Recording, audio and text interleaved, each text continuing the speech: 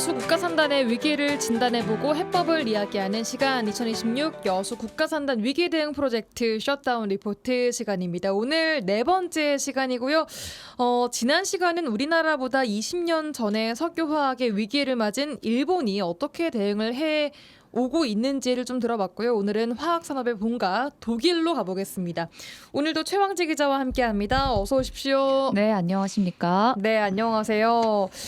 지난주랑 또 지지난주 제가 어쩌다 보니까 자리를 좀 비워서 김진호 아나운서랑 같이 또 내레이션에 함께한 김진호 아나운서와 함께 진행을 하셨던데 자, 지난주까지 이제 일본을 알아봤고 오늘은 독일로 갑니다.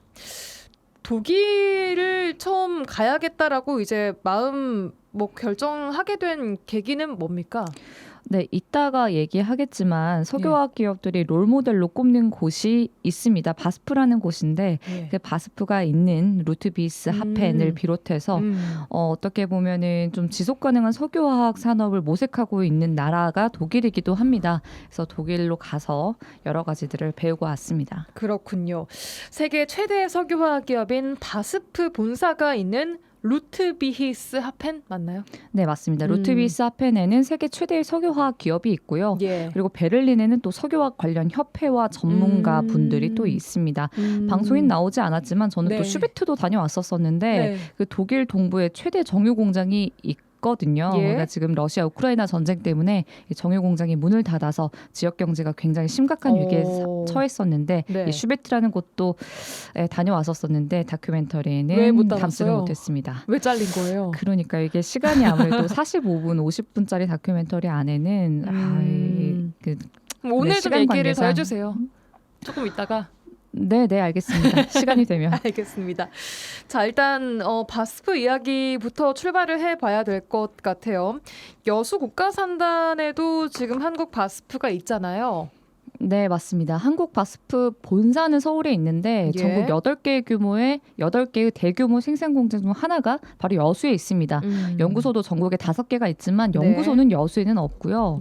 이 한국 바스프라고 하면은 각종 연구와 사회공헌 활동 펼치고 있고 여수에서는 바스프가 좀 여수를 집중했었던 때는 지난 2024년 키즈랩이라고 독일 본사에서 하는 프로그램, 아이들 과학교육 프로그램이었는데 키즈랩이라는 아이들 과학교육 프로그램을 그때 시행을 해서 전국적인 이슈가 되기는 했었습니다. 그래요. 그때 하지만 한국 바스프는 기초 중간 화학 제품을 생산하는 곳이에요. 한국 시장은 글로벌 공급망의 일부라고 볼 수 있는데 2024년 매출액으로 보면은 한 10억 5,800만 유로, 한화 1조 8천억 원이 한국 시장에서 나왔는데 이 바스프 전체로 봤었을 땐 653억 유로, 112조 원이거든요. 그러니까 한국 시장은 전체에서 한 1에서 2% 시장인 겁니다. 바스프에 갔던 이유는 이제 아까도 말했다시피 석유화학 기업이 롤모델로 꼽는 바스프가 있고 그리고 한국에서도 바스프는 대표적인 외국 투자 기업이자 국내 탑10 화학 기업에 랭크된 곳이기도 합니다.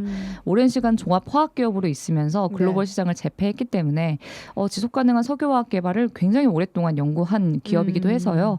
아무래도 석유화학 위기와 대응 방안을 모색하는데 국내 기업들에게는 굉장히 중요한 방향을 제시할 것으로 기대가 됐었습니다. 네, 바스프는 어떻게 위기에 대응을 해왔는지 하나하나 좀 들어보도록 하겠습니다. 특집 보니까 바스프 직원 한 분을 이제 따라가면서 이야기가 시작이 되더라고요. 굉장히 오랫동안 좀 종사를 해오신 분이던데 거기 일단 바스프 전체 규모는 좀 어떻게 돼요? 네, 일단은 저희가 만났던 분이 라인하트 슈타우다우시였는데 바스프에서 인턴십하고 이 회사 진짜 정말 좋은 회사다. 나 여기 취직하고 싶다라고. 그래서 거기 회사에서 끝나면 연락해라 해가지고 진짜 연락이 바로 왔다고. 연락을 하셨다고. 근데 이분이 한국 바스프의 기업 커뮤니케이션 총괄하는 분으로 계셨다고 해요. 그래서 한국 문화에 대한 깊은 이해가 있었기 때문에 저희 취재진의 요청에도 흔쾌히 이제 허락을 해주시고 집에도 집 취재도 허락을 해주셨던 부분이고요. 그럼 독일 본사가 얼마나 큰지 한번 예시를 들어보면은 이 여수 산단 노동자들이 한 2만 5천 명으로 이게 추산을 하거든요. 근데 바스프 본사 직원, 루트비히스 하펜의 본사 직원은 한 3만 5천 명 정도 됩니다. 그러니까 여수 산단보다 좀 더 큰 규모의 단일 공장이라고 생각을 하시면 돼요. 하지만 바스프 한 해 생산액이 112조고 여수 산단은 85조거든요. 이 생산액도 비교해 보면 여수 전체와 비교했었을 때보다 30조 원이 더 많은 겁니다. 이 기업 하나가 벌어들이는 그렇습니다. 수입이 예. 자, 그래요. 그럼 여수로 다시 잠깐 와보겠습니다. 여수에 있는 한국 바스프는 올해로 준공 이것도 꽤 오래됐습니다. 34년 정도가 됐다고 하는데 그쪽 본사는 그럼 지어진 지가 얼마나 된 겁니까? 본사는 1865년에 만들어졌거든요. 그래서 굉장히 역사가 깊어요. 160년 됐습니다. 와. 이 1931년 바스프 연구자라고 칼 보슈라는 분이 노벨 화학상을 받기도 했었어요. 그러니까 예. 기업에 있는 직원이 노벨 화학상을 받을 정도로 역사와 전통 깊습니다. 예. 바스프 19세기 최초 공장 당시 사진을 보면은 예. 논밭에 공장 단지와 굴뚝이 덩그러니 설치가 돼 있고 공장 설비가 늘어가면서 주민들도 늘어가면서 또 바스프 마을이라고도 별명처럼 불렸다고 해요. 그러다 보니 신기했던 점은 이 마을과 공장 간의 거리가 매우 가깝습니다. 한국은 산단과 마을이 이격거리가 있어야 되거든요. 근데 바스프는 공장과 마을이 도로 하나를 두고 붙어 있고 마을 곳곳에서도 굴뚝이 쉽게 보이고 그리고 폐화학 공장이 공원이 되기도 할 정도로 이 공장에 대한 위화감이 없었습니다. 그럼 일단 이 루트비사펜이라는 이 도시는 바스프가 거의 약간 뭐랄까요? 기업 도시라고 봐야 돼요, 여기는? 네, 기업 도시라고 하고 그리고 이제 독일 안에서도 바스프 마을 그러면 루트비스하펜을 말하는구나라고 말할 정도로 바스프는 이꼬르 루트비스하펜 이렇게 통용이 되기도 합니다. 예, 이렇게 마을과 가까이 붙어 있다라는 거는 일단 뭐 유독 화학물질 배출, 뭐 대기오염 이런 걸로부터 좀 자유로워졌다라는 말 아닐까요? 사실 그렇지는 않고요. 아무래도 석유화학 회사다 보니까 유해가스, 대기오염 물질 이런 부분에 있어서는 완전히 피할 수는 없습니다. 예. 하지만 바스프 회사 브랜드 가치가 조금 특이해요. 예. 뭐 그 슬로건이 We create chemistry for a sustainable future. 그러니까 지속 가능한 미래를 위해 우리는 화학을 만든다라는 슬로건이 있어요. 이게 어떻게 보면 약간 좀 모순되는 그렇죠. 말인데. 양립할 수 없는 말들이 양립을 하고 있잖아요. 예. 친환경과 석유화학을 우리는 동시에 추구한다라는 거니까요. 그러니까요. 바스프 본사랑 여수산단의 공통점은 이 대기 중에 배출한 유해가스량을 수치화하고 공개하고 있다는 것은 공통점이라고 볼 수 있어요. 하지만 네. 다른 지점이 뭐냐면 바스프의 경우에는 뚜렷한 어떤 목표가 있다는 겁니다. 바스프는 2050년까지 자체 설비에서 발생되는 뭐 가스 그리고 에너지에서 비롯된 어떤 탄소 같은 이런 모든 탄소들을 다 배출하지 않겠다라는 목표를 세웠어요. 이게 2050년. 넷제로예요? 네, 맞습니다. 이 탄소 중립은 배출하는 양을 나무 심기나 탄소 배출권을 구매해서 약간 상쇄하는 개념이라고 하면 예.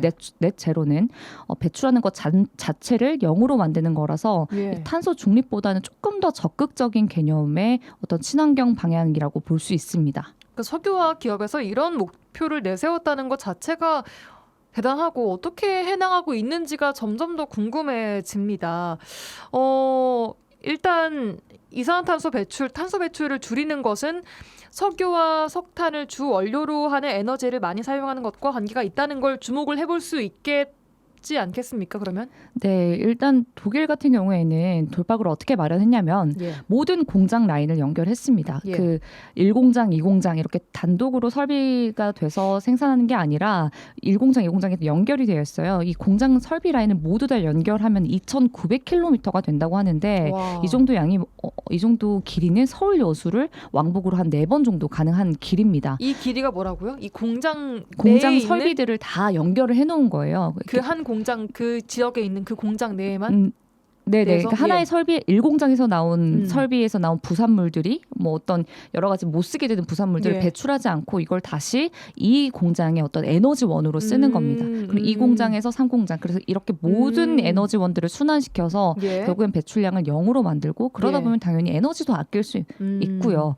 그러니까 이게 에너지원으로서의 순환이라고 하면 자원으로서의 순환도 있습니다. 현재 지금 저희가 석유에서 추출한 걸 가지고 예. 플라스틱을 만들고 있잖아요. 예. 그럼 그 생산된 플라스틱을 바스프는 다시 가지고 와서 다시 짜내서 또 다른 플라스틱으로 만듭니다.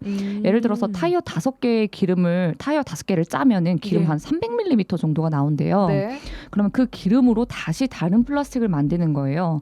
뭐 이런 이렇게 폐플라스틱 말고도 식물에서 추출한 기름을 통해서도 플라스틱을 만든다라는 걸로 지금 연구 개발을 하고 있고 예. 하지만 아직까지는 대량 생산은 당연히 좀 불가능하지만 아무래도 석유화학의 친환경이 먼 미래는 아니라는 게 바스프의 이야기를 통해서도 알 수 있습니다.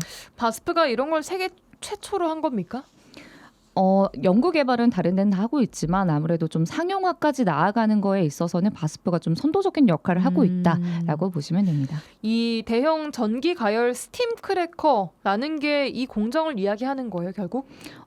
이 NCC라고 하는데요. 이 1공장, 2공장, 뭐 여러 공장 중에 하나라고 보시면 돼요. 예. 하지만 석유화학에 있어서는 대표적인 설비가 NCC 시설이잖아요. 예, 예. 아무래도 석유화학 출발점인데 이게 저희 뭐 여수나 어디 다른 지역에 있는 스팀 크래커 NCC는 예. 연료를 태워서 가열하는 열 에너지를 통해서 가열하는 방식인데요. 예.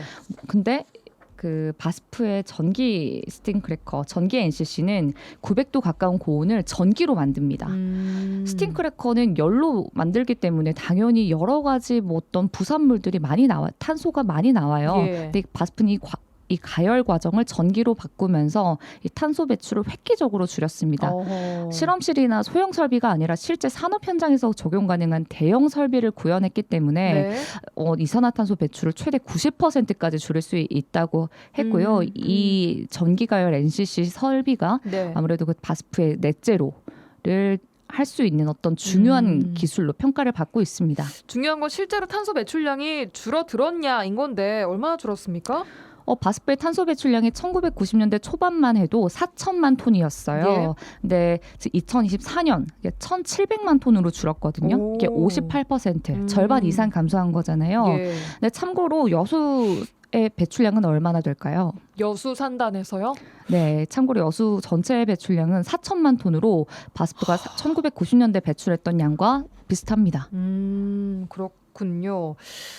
결국에는 이 독일 바스프는 탄소 배출량을 줄이는 것으로 기업의 생존을 좀 결정지었다라고 볼 수 있을 텐데, 근데 문제는 이 친환경 제품 개발에 필요한 돈, 추가 비용을 얼마나 들어가게 하느냐, 또 시장에서 얼마나 이게 먹히느냐, 이게 기업의 대응 방안을 좀 결정지을 수 있지 않겠습니까? 맞습니다. 네. 시중에 저희 친환경 상품들 가끔 볼 수 있잖아요. 예. 근데 뭐 유명 신발의 어떤 재활용 신발인데 재활용인데 왜 더 비싸? 이런 생각들 많이 해보셨을 것 친환경 같아요. 에코 붙으면 조금 더 뭔가 비싸요, 가격이. 네, 예. 오히려 재활용인데 왜 예. 비싸? 이렇게 상식적으로는 이해가 안 되는 부분들이 있을 수 있는데요.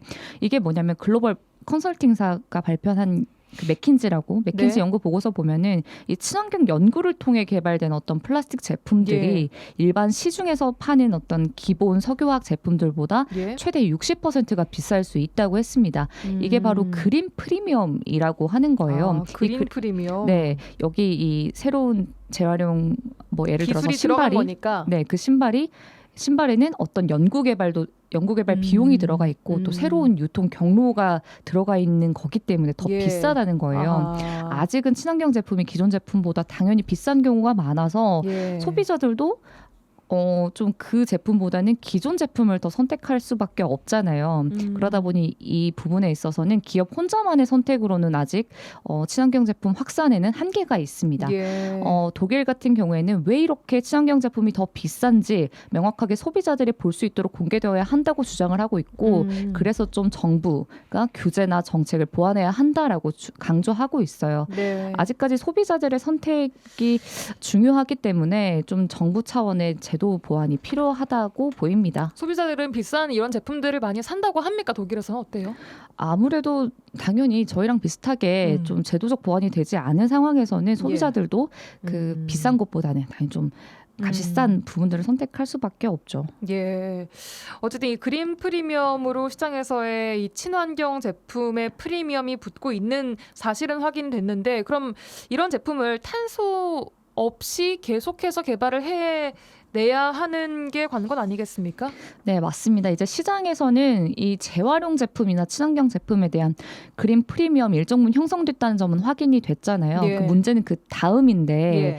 그렇다면 이 친환경 제품을 만드는 것에서 나아가서 그 제품을 탄소 배출 없이 생산하기 위한 기술을 개발하는 데 드는 비용이 이 기업한테는 큰 부담으로 작용한다는 거예요. 뭐 전기화 설비, 말은 좋지만 이 투자 비용 막대하고요. 재생에너지 사용도 기반 시설 확충하는데 때 큰 돈이 듭니다. 예. 그렇기 때문에 이 초기 투자비가 막대하고 회수 기간, 투자 비용 회수 기간도 긴데 그렇다면 이 단계에서는 어떻게 해야 되느냐, 이 개별 기업들의 노력만으로는 한계가 있지 않느냐, 이런 부분에 대해서는 정부 차원의 제도 보완이 필요하다고 또 한 번 강조가 되는 겁니다. 이 기술 개발 비용을 분담할 수 있는 어떤 정책 지원들이 필요하고 예. 그리고 아무래도 에너지 인프라나 어떤 일정 수준의 비용 상승을 받아들이는 어떤 사회적 합의 같은 부분도 반드시 좀 마련이 돼야 할 것 같습니다. 독일 같은 경우에는 어쨌든 정부 지원을 그럼 받았다는 말이에요. 여기서 이런 걸 할 때 들어가는 비용 사회적 협의체가 있습니다. 그 안에서 예. 어떤 기업과 정부가 논의할 수 있는 기구가 있습니다.